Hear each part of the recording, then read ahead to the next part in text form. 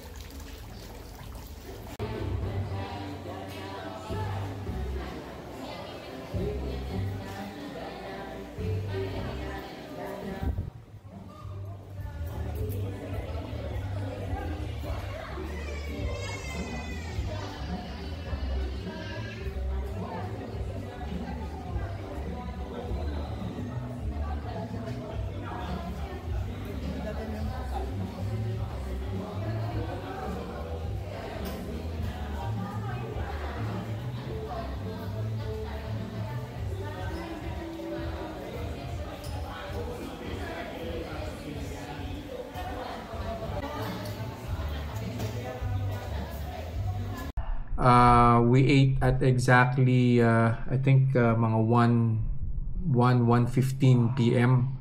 So late lunch na siya. So I was really hoping na mga 3:15 nasa bahay na kami, kaya lang it's already 3:30. Pero yeah, I would, I would still consider na within 2 hours pa rin siya. So na-curious lang ako, no. So just wanted to check kung ano yung spike sa blood sugar after eating the Anli, no? Pero please take note dun sa mga food na pinakita ko. Well, first off, half cup lang ng white rice yung kinain ko dun. Puro ulam na lahat, no? I ate isang mangkok ng toge. Meron kayong makikita ng toge dun. Tapos isang mangkok din nung ampalaya. Nagtry ako nung ampalaya. Isang konting, ayan, no? So nakita nyo, no? 168 yung reading. Almost 2 hours and 30 minutes ago nung kumain kami nung Anli. So yun nga, no? Nag-try din ako ng caldereta ron. I think 4 pieces na lumpiang Shanghai. Ano pa ba yung mga ulam?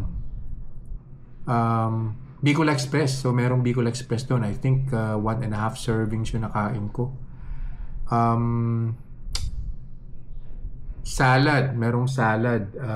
Merong lettuce. Merong cucumber. Tapos yung Thousand Island dressing, I think medyo something na matamis. Tapos yung okra, meron sila dong steamed okra. Yung steamed okra paired with bagoong. So yung bagoong medyo matamis din.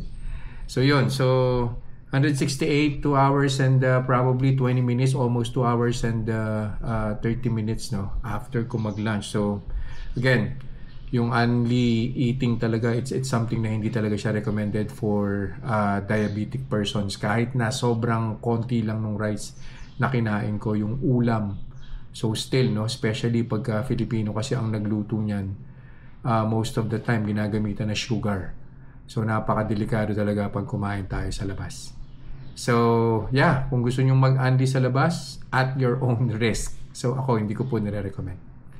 Thanks and good day.